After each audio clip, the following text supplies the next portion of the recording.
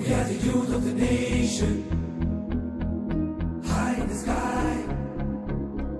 We are the new generation.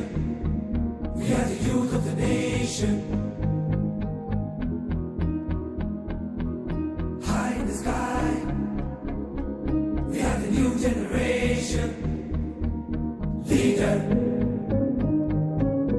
leader, leader, leader, leader. Sign చేయండి. ఇది మన manifesto. Manifesto అదే ప్రజల డబ్బు ప్రజలకు ఎలా పంచాలో. ప్రజల డబ్బు ప్రజలకు పంచడానికి పేజీలు పేజీలు మేనిఫెస్టో ఎందుకు శర్మ గారు? 60 ఏళ్లుగా పంచుతూనే ఉన్నారుగా. మన దేశానికి ఏమన్నా వర్కౌట్ అయింది?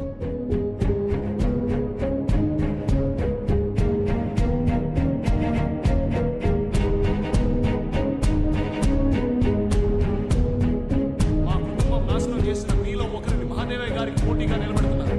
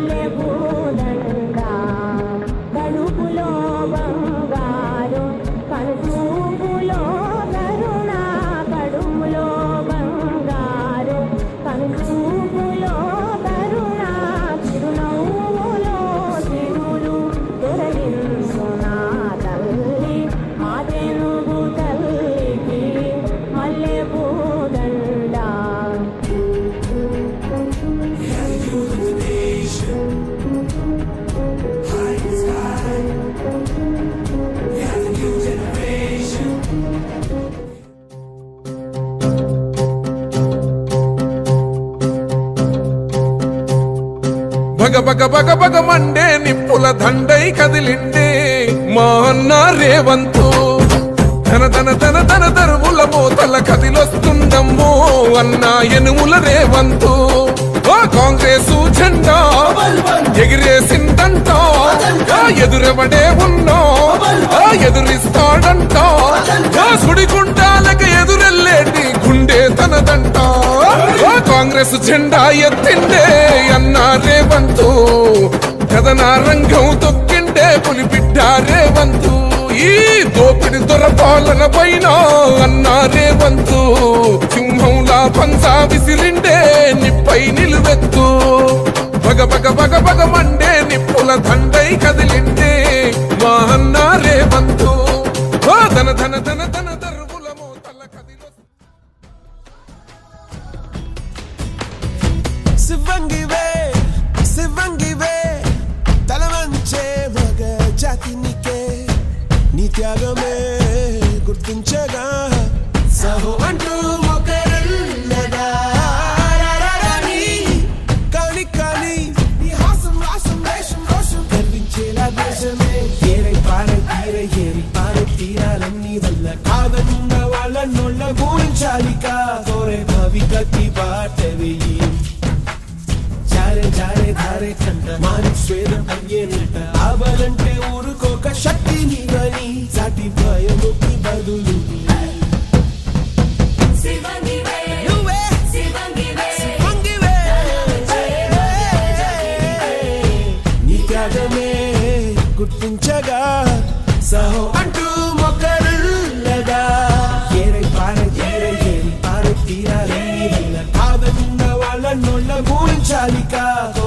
కవితకి బాటవి చారే చారే ధారే కంట మాని స్వేదం అయ్యేనంట ఆబాలంటే ఊరుకోక శక్తి నీవని సాటి పాయముకి బదులుని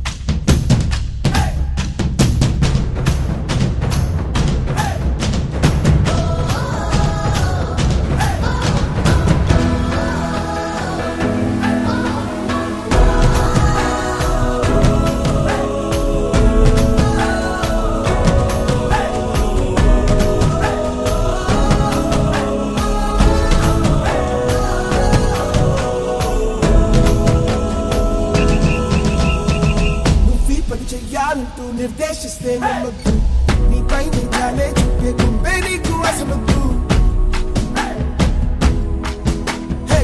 ఊరేంటి వేరే చేసి వెలివేస్తున్న ఆగద్దు నీలోని వెత్తెట్టో చూపేయాలి యావత్తు లోకం నిన్ను వేధించి బాధిస్తున్న పోనీవే ప్రసవాన్ని ఛేదించి సాధించే అగ్గి మొగ్గవే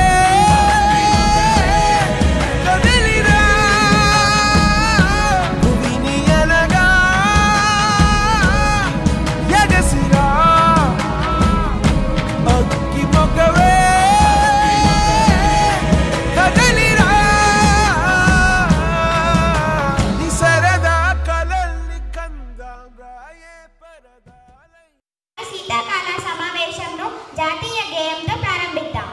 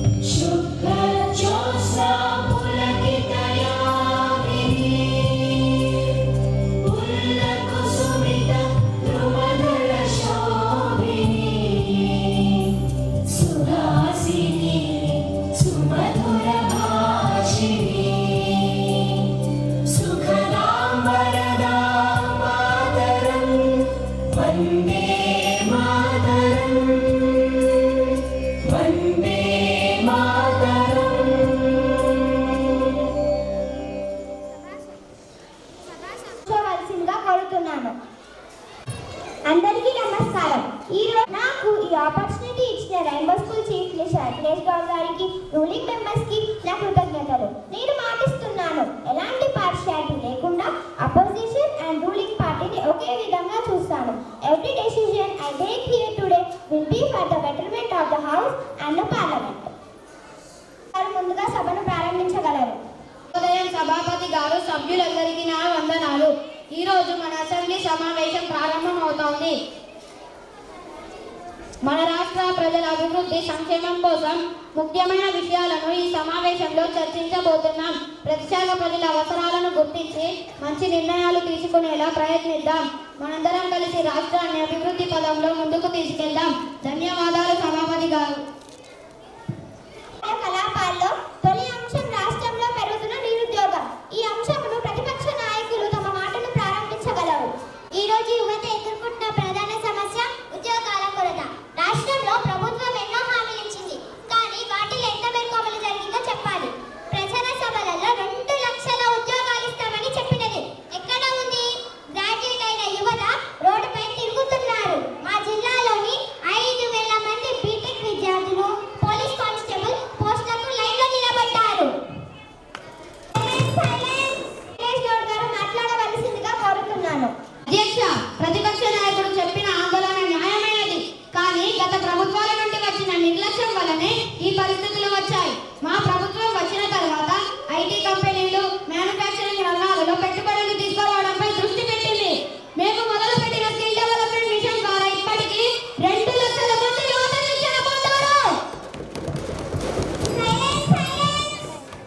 అపోజిషన్ ఎమ్మెల్యే రిషిక గారు మాట్లాడగలరు.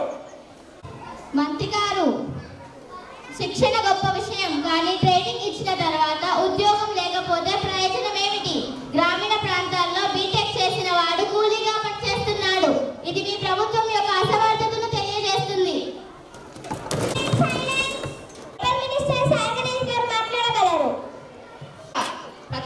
సభ్యుల మాటలు ఒకవైపు నిజం, కానీ వాస్తవంగా చూస్తే రాష్ట్రంలో 5 ఏళ్లలో కొత్త 7 లక్షల ఉద్యోగాలు ప్రైవేట్ రంగంలో వచ్చాయి. ఎంఎస్ఎంఈ రంగానికి మద్దతు ఇచ్చి ఉద్యోగాలు సృష్టించడంలో పురోగతి చేశాం. ఇంకా యూత్ ఎంటర్‌ప్రెన్యూర్‌షిప్ ప్రోగ్రామ్ ద్వారా వేల మంది యువత తాము ఉద్యోగాలు ఇచ్చే స్థాయికి వచ్చారు.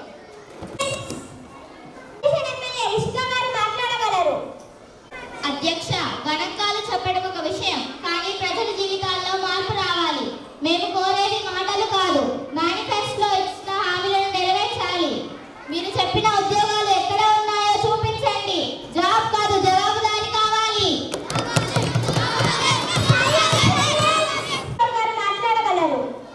అధ్యక్ష, చాలా బాగుంది రిషిక గారు. సమీక్ష కోసం ఒక సంయుక్త కమిటీని ఏర్పాటు చేద్దాం. ప్రతిపక్ష సభ్యులు కూడా దానికి భాగస్వాములు కావచ్చు. ప్రతి 3 ఏళ్లకు ఒకసారి ప్రభుత్వ పథకాలపై సమీక్ష చేసి సభకు నివేదికలు ఇస్తాం. అభినందిస్తున్నాను. ఉద్యోగ సమస్యపై ప్రభుత్వం ప్రతిపక్షం కలిసి ముందుకు సాగాలన్న ఆశయంతో ఈ చర్చ ముగిసినట్టు ప్రకటిస్తున్నాను.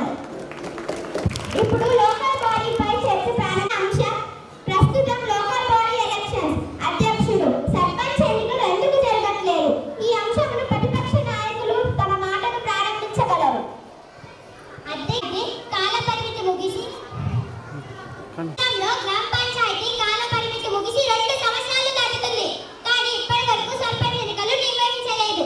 ఇది ప్రజాస్వామ్యానికి పెద్ద అవమానం. ప్రజలు తమ నాయకులను ఎన్నుకునే హక్కును మీ ఎందుకు నిరాకరిస్తున్నారు? సర్పంచ్ పదవులు ప్రస్తుతం అధికారులు లేదా తాత్కాలిక ప్రతి అధికారులతో నడుస్తున్నాయి. ఇది ప్రజా పరిపాలన మీద నమ్మకాన్ని నాశనం చేస్తుంది. మాట్లాడవలసిందిగా కోరుతున్నాను. అధ్యక్ష, ప్రతిపక్ష నాయకుడు చెప్పిన విషయాన్ని తప్పని పెట్టలేం, కానీ సర్పంచ్ ఎన్నికలు ఎందుకు జరగలేదు? ప్రజలకు నిజం చెప్పాలి. మొదటగా దాదాపు 50% గ్రామాల్లో పంచాయతీ హద్దులు మార్చబడ్డాయి. కొన్ని విలీనాలు, విభజనలు జరిగాయి. దీనివల్ల రాజకీయ ఎన్నికల చట్టం ప్రకారం తిరిగి గజెట్లు విడుదల చేయాల్సి ఉంది. రెండవది, పూర్తి స్థాయి జనగణన ఇంకా పూర్తవలేదు. అది లేకుండా రిజర్వేషన్లు నిర్ణయించలేము.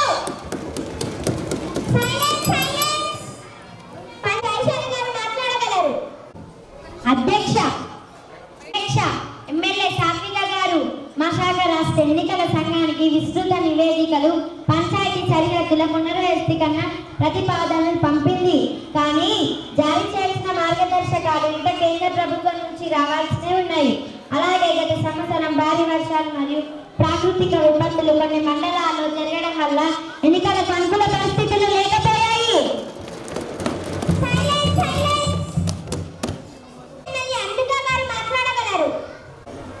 అధ్యక్ష, అది సరే మంత్రి గారు, కానీ ఇదంతా సకాలంలో చేసే ఇప్పుడు ఎన్నికలు జరిగేవే కదా. ఒక్కో గ్రామంలో ప్రజల ప్రత్యక్షంగా వారి నాయకులను ఎన్నుకునే హక్కు కోల్పోయారు. పలు గ్రామాల్లో ప్రత్యేక అధికారులు పార్టీల విధానాలతో పనిచేస్తున్నారు. ఇది ప్రజా పరిపాలన కాదు,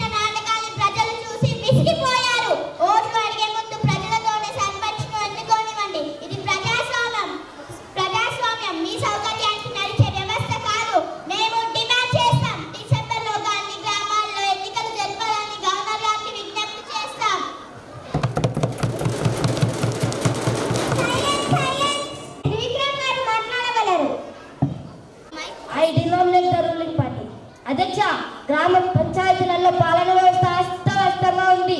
ఇప్పటి వరకు ప్రభుత్వం ఏం చేస్తుంది? బిగ్ బాస్ షో చూస్తుందా లేక కార్తీక దీపంలో డైలీ సీరియల్ చూస్తుందా? ప్రభుత్వ సభ్యుల చర్చల ఆధారంగా ప్రభుత్వ ప్రధాన కార్యదర్శి గ్రామీణాభివృద్ధి శాఖ మంత్రి కలిసి సర్పంచ్ ఎన్నికలు సమగ్ర నివేదికలను 30 రోజుల్లో సభలో సమర్పించాలి. ఈ చర్చ ముగిసినదిగా ప్రకటిస్తున్నాను. చర్చ ప్రారంభిద్దాం. ఇప్పుడు ఆర్థిక మంత్రి గారు 2025-26 వార్షిక బడ్జెట్ను సభలో ప్రవేశపెట్టాలి.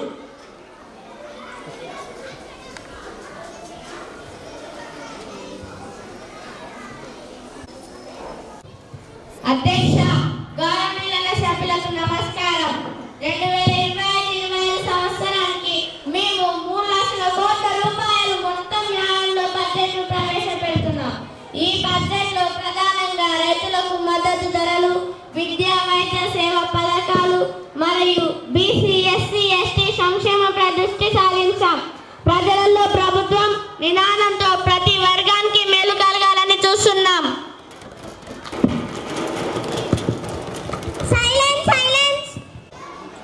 చీఫ్ మినిస్టర్ అఖిలేష్ గౌడ్ గారు మాట్లాడగలరు.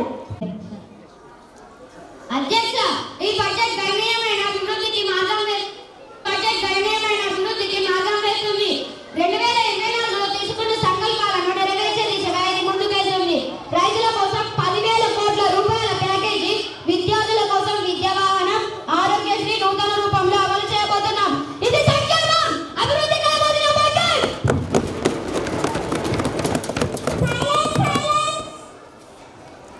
మాట్లాడగలరు. అధ్యక్షజీ, ఈ బడ్జెట్ పరిపూర్ణ మాయాజాలం. గత ఏడాది చెప్పిన వాగ్దానాలలో 40% కూడా నెరవేర్చలేదు. గ్రామీణ ప్రాంతాల్లో ఉపాధి లేదు, ఆసుపత్రుల్లో మందులు లేవు, విద్యార్థులకు స్కాలర్షిప్ కూడా రావట్లేదు.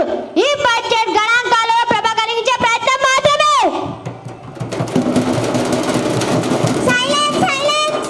ఎమ్మెల్యే అభినవ్ గారు మాట్లాడగలరు.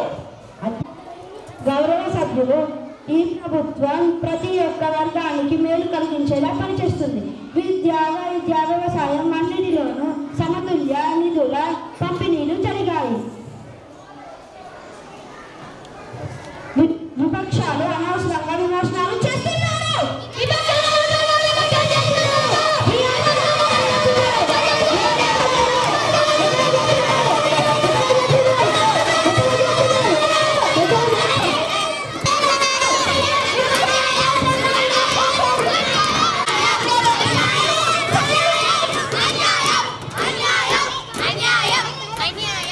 అన్యాయం. ప్రశ్న అడిగితే బయటికి ఎట్టేశారా? మీరు మా గొంతు నొక్కేస్తున్నారు.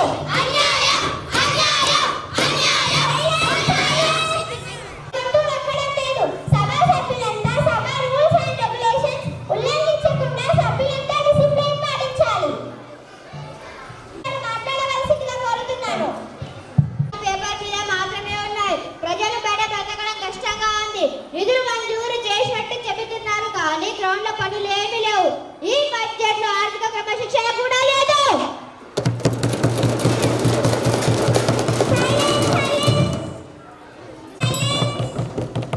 రేపటి నుండి విభాగం వారీగా చర్చ జరుగుతుంది. సభ్యులంతా తమ అభిప్రాయాలు వివరంగా చెప్పగలరు. ఇంతటి నట్టు ప్రకటిస్తున్నాను. చర్చ ప్రారంభిద్దాం. ఇప్పుడు మనం నీటిపారుదల శాఖపై చర్చ ప్రారంభిద్దాం. మంత్రి గారు ముందుగా మీ ప్రకటన ఇవ్వండి. మన రాష్ట్రంలో సాగునీటి అవసరాలను తీర్చడానికి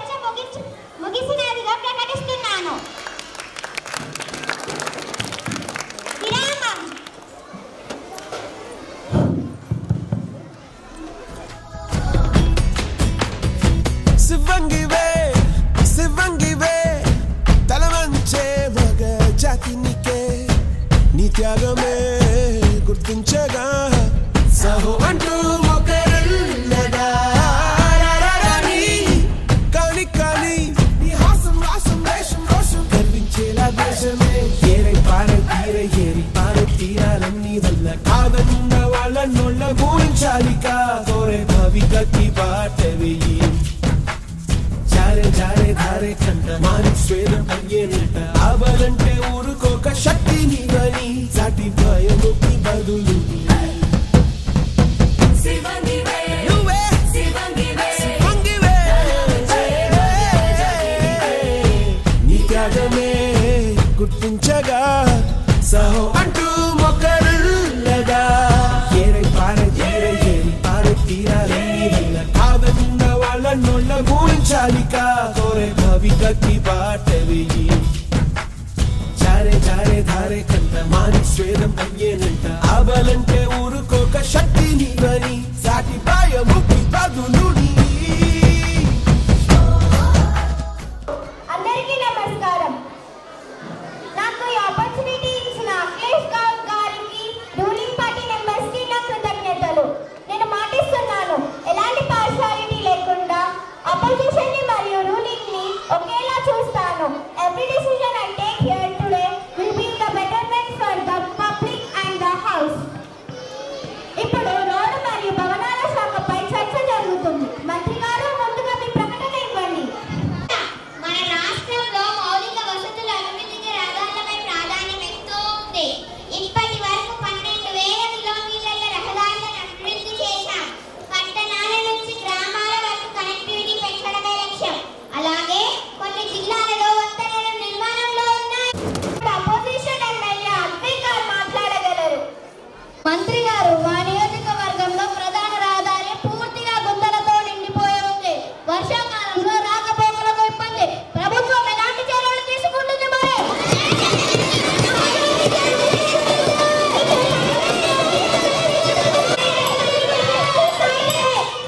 మిస్టర్ లేఖనారెడ్డి గారు మాట్లాడగలరు. ఎమ్మెల్యే అరవింద్ గారు, మీ నియోజకవర్గ రహదారి పరిస్థితిపై మాకు సమాచారం ఉంది. ఇప్పటికే టెండర్ ప్రక్రియ ప్రారంభమైంది. 1 నెలలో రిపేర్ పనులు మొదలవుతాయి. ఎమ్మెల్యే సింధు గారు మాట్లాడగలరు. పాత భవనాలు, స్కూల్స్, హాస్పిటల్స్ అంతా బలహీనంగా మారిపోయాయి. కొన్ని భవనాలు ప్రమాదకరంగా ఉన్నప్పటికీ ప్రభుత్వం చర్యలు తీసుకోవడం లేదు. భవనాల శాఖ మంత్రి గారు సమాధానం చెప్పాలి.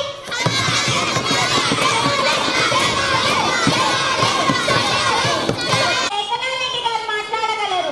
ఎమ్మెల్యే సింధు గారు, మీరు చెప్పినట్టు పాత భవనాల జాబితా తయారు చేయమని అధికారులను ఇప్పటికే ఆదేశించాం. నిర్మాణం చేయాల్సిన చోట కొత్త భవనాలను మంజూరు చేయనున్నాం. ఇప్పుడు రూలింగ్ పార్టీ ఎమ్మెల్యే రిషితా గారు మాట్లాడగలరు. అధ్యక్ష, మా నియోజకవర్గంలో ఫ్లైఓవర్ బ్రిడ్జ్ అవసరం ఉంది. రోడ్ ప్రమాదాలు చాలా తీవ్రంగా ఉన్నాయి. దీనిని ప్రభుత్వం ఎప్పుడు మంజూరు చేస్తుంది?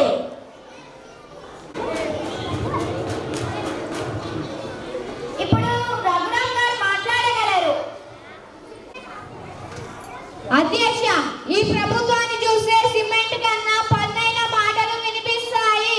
ఒక నిదర్శనం గుంతలు. ఈ గుంతలను చూసి గూగుల్ మ్యాప్స్ కూడా తిరిగి చెక్ చేయకుండా వెళ్ళిపోతాయి. రోడ్స్ అండ్ బిల్డింగ్స్ మినిస్టర్ లేఖనారెడ్డి గారు మాట్లాడగలరు. ఎమ్మెల్యే సింధు గారు, మీరు చెప్పిన ఈ అంశాన్ని పరిగణలోకి తీసుకుంటాం. అక్కడ ఉన్న ట్రాఫిక్ పరిశీలించి ఆ తర్వాత ఫ్లైఓవర్ బ్రిడ్జిని మంజూరు చేస్తాం. ప్రజలకు ప్రయోజనం కలిగే అన్ని పనులకు ప్రభుత్వం కట్టుబడి ఉంటుంది. ఇప్పుడు అపోజిషన్ ఎమ్మెల్యే రఘురామ్ గారు మాట్లాడగలరు. అధ్యక్ష, ఈ ప్రభుత్వాన్ని చూస్తే సిమెంట్ కన్నా పన్నైన మాటలు వినిపిస్తాయి. ఒక నిదర్శనం గుంతలు. ఈ గుంతలను చూసి గూగుల్ మ్యాప్స్ కూడా తిరిగి చెక్ చేయకుండా వెళ్ళిపోతాయి.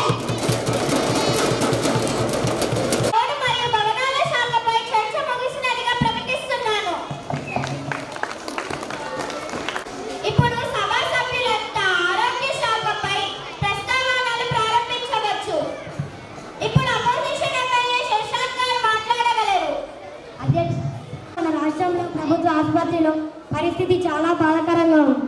ఒక్కొక్క ఆసుపత్రిలో సిబ్బంది కోర ఔషధాలు లభ్యత సరిగా లేకపోవడం వంటి ప్రజలకు తరచుగా ఇబ్బంది కలిగిస్తున్నారు. ఈ అంశంపై గౌరవ ఆరోగ్య శాఖ మంత్రి గారు వివరణ ఇవ్వగలరా?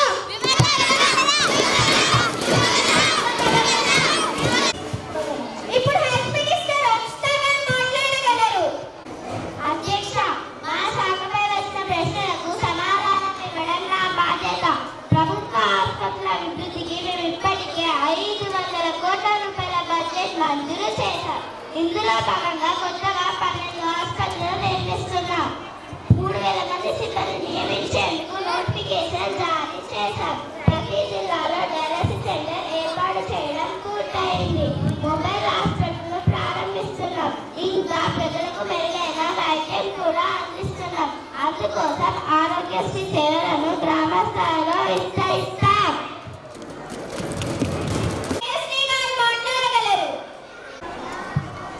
అధ్యక్ష, అంతే మంత్రి గారు, గ్రామీణ ప్రాంతాలలో సరైన వైద్య సేవలు అందడం లేదు. ప్రతి 20 కిలోమీటర్ల హాస్పిటల్ ఉండాలని ప్రభుత్వం నిర్వహించింది. ఇది ఎంతవరకు అమలు అవుతుంది?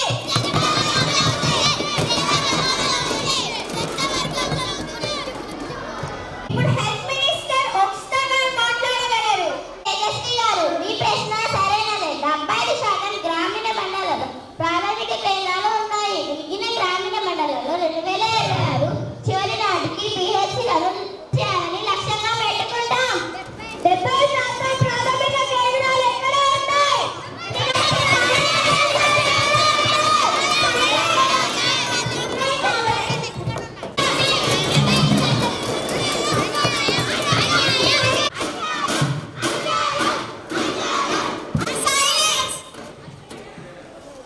ప్రశ్న అడిగితే బయటికి గెంటేస్తారా? మీరు మా గొంతు నొక్కేస్తున్నారు.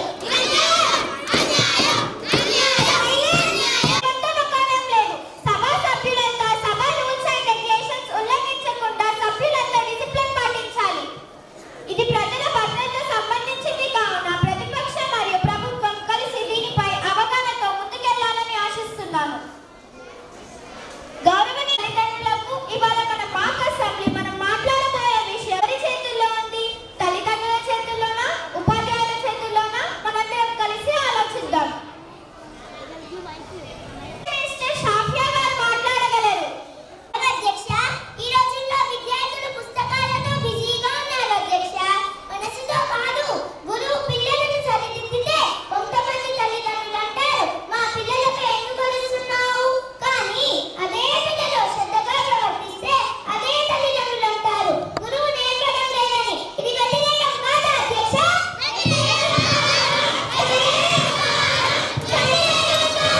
వ్యతిరేకం కాదా? అపోజిషన్ ఎమ్మెల్యే మిస్బా గారు మాట్లాడగలరు. అధ్యక్ష, అవును మంత్రి గారు, కానీ కొంతమంది గుడులు కూడా సహనంగా ఉండాలి కదా. మీరు చెప్పి నిజమే. తల్లిదండ్రులు సహకారం లేకపోతే పిల్లలే నష్టపోతారు. ఇప్పుడు రూలింగ్ పార్టీ ఎమ్మెల్యే సాత్విక గారు మాట్లాడగలరు. అధ్యక్ష, గురువులు శిక్షించరు, వారు సరి చేస్తారు. గురువులు అరవరు, వారు మార్గం చూపుతారు. కానీ ఈ రోజు ఒక గురువు సమయానికి రా అంటే తల్లిదండ్రులు అందుకు అంత కోపం ఎందుకు అంటున్నారు? చిన్నతప్పుడు సరిదిద్దకపోతే పెద్ద అలవాటు అవుతుంది. పిల్లలను సరిదిద్దడం తప్పు కాదు, అది క్రమశిక్షణ.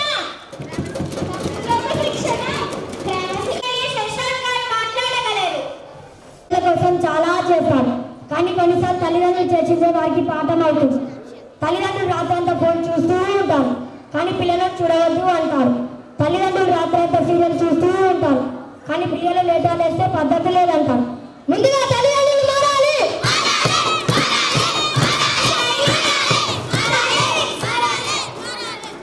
ఇప్పుడు హెల్త్ మినిస్టర్ ఒక్స్తా గారు మాట్లాడగలరు. అదే కదా పాఠశాల ఆరోగ్యకరమైన స్నాక్స్ జాబితా ఇస్తుంది.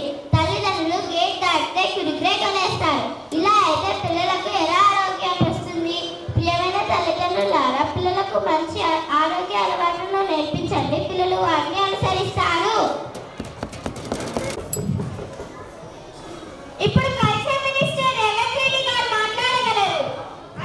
సభ్యులారా, మన బతుకమ్మ, వినాయక చవితి లాంటి పండుగలు సంతోషం, సంస్కారం నింపే పండుగలు. కానీ ఇప్పుడు వాటిని డాన్సులుగా మార్చేస్తున్నారు. పిల్లలు కూడా రాను బొంబాయికి రాను వాటి పాటలపై వర్గల్ డాన్సులు చేస్తున్నారు. దుస్తులు చీలిపైన మన సంస్కారం చీలిపోకూడదు.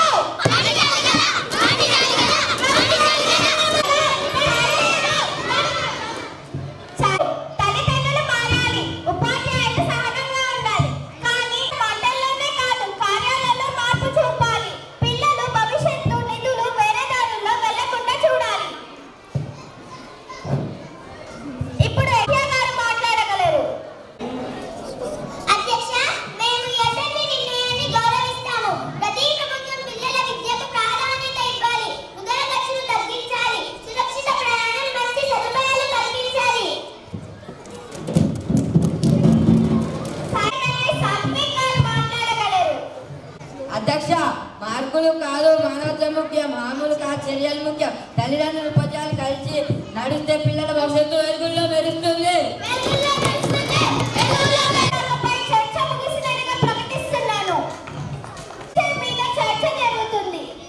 ఇప్పుడు అపోజిషన్ ఎమ్మెల్యే సాయి గణేష్ గారు మాట్లాడగలరు. అధ్యక్షకాలంలో మోన్సన్ తుఫాను కారణంగా పంటల నష్టం విపరీతంగా జరిగింది. కాబట్టి తక్షణమే ఈ పంట నష్టం గురించి ఏం చర్యలు తీసుకోబోతున్నారో చెప్పండి.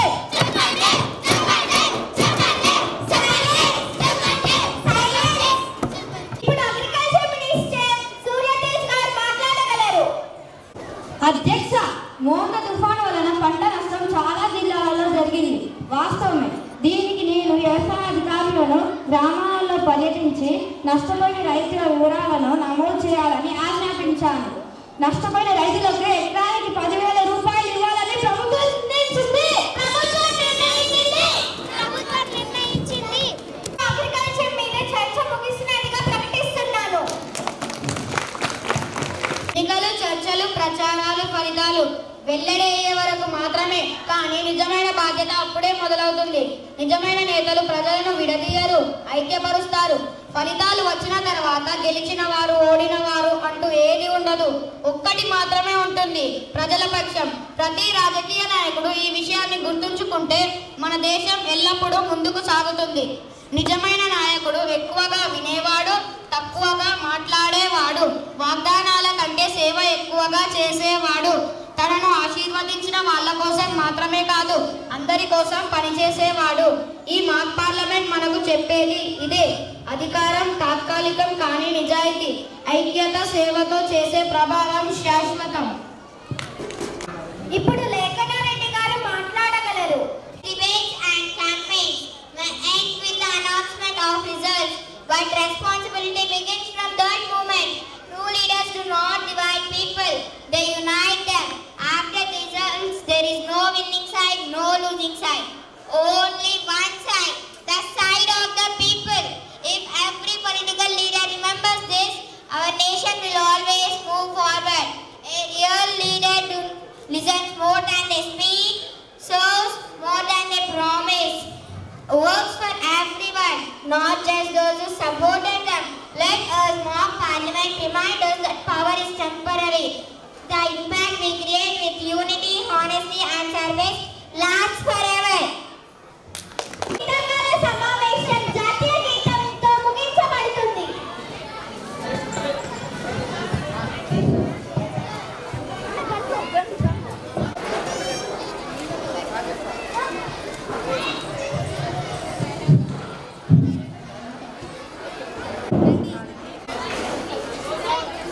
ఇతడితో శీతాకాల సమావేశం జాతీయ గీతంతో సభ్యులంతా నిల్చోగలరు.